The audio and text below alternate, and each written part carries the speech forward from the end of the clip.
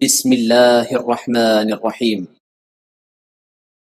السلام علیکم ورحمۃ اللہ وبرکاتہ۔ الحمد للہ وکفی وسلام علی عباده الذین اصطفی، اما بعد۔ حاضرین و ناظرین، یہ درس نمبر 2281 ہے، اور آج سورۃ النبا کی 2 آیتوں کی تلاوت اور تشریح کی جائے گی۔ آیت نمبر 39-40۔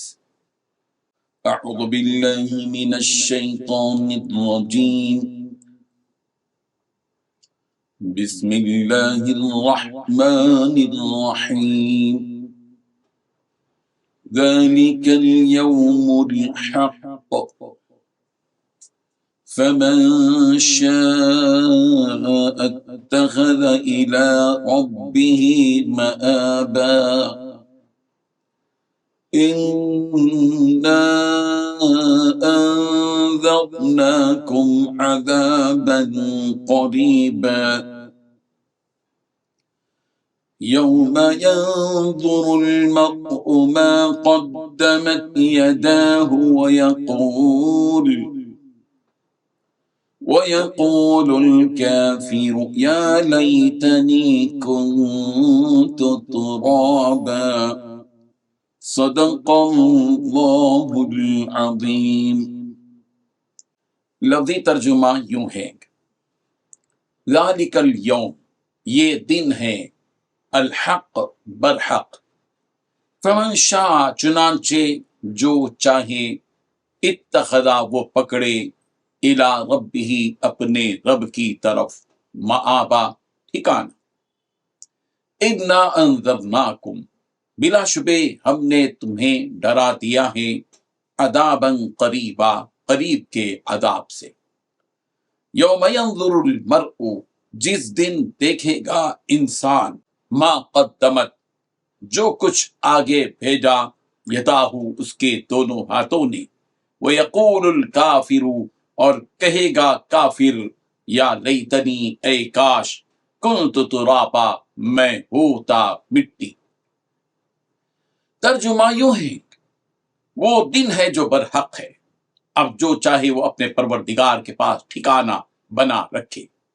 حقیقت یہ ہے کہ اس نے تمہیں ایک ایسے عذاب سے خبردار کر دیا ہے جو قریب آنے والا ہے، جس دن ہر شخص وہ اعمال آنکھوں سے دیکھ لے گا جو اس کے ہاتھوں نے آگے بھیج رکھے ہیں، اور کافر یہ کہے گا کہ کاش میں مٹی ہو جاتا۔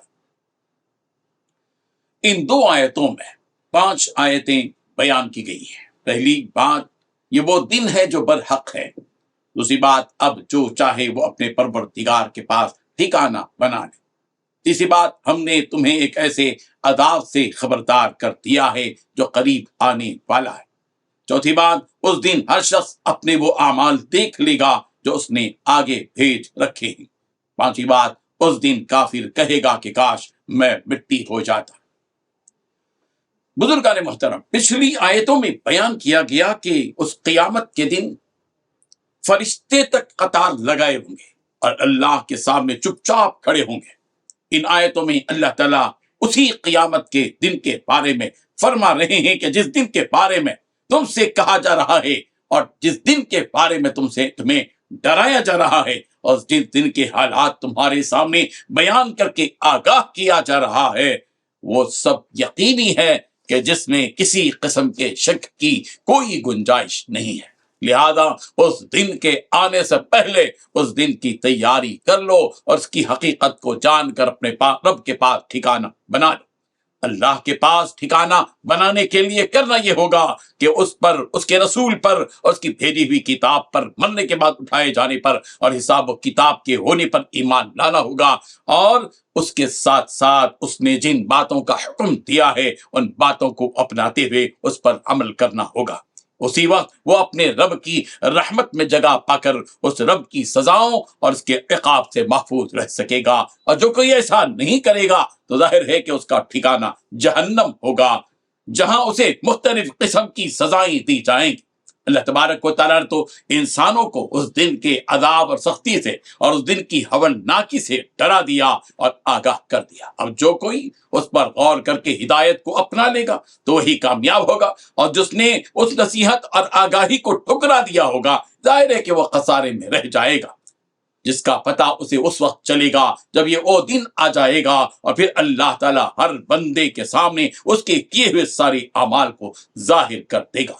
جو ایمان والے ہوں گے وہ اپنے اعمال کو اور ان اعمال پر ملنے والے انعامات کو دیکھ کر خوش ہوں گے، لیکن جو کافر ہوں گے وہ جب اپنے اعمال کو اور اعمال پر ملنے والی سزاؤں کو دیکھیں گے تو ان سزاؤں کے خیر خوف سے یہ تمنا کرنے لگے کہ کاش ہم انسان ہی نہ ہوتے بلکہ مٹی ہو گئے ہوتے تو یہ سزائیں ہمیں سہنی نہ پڑتی۔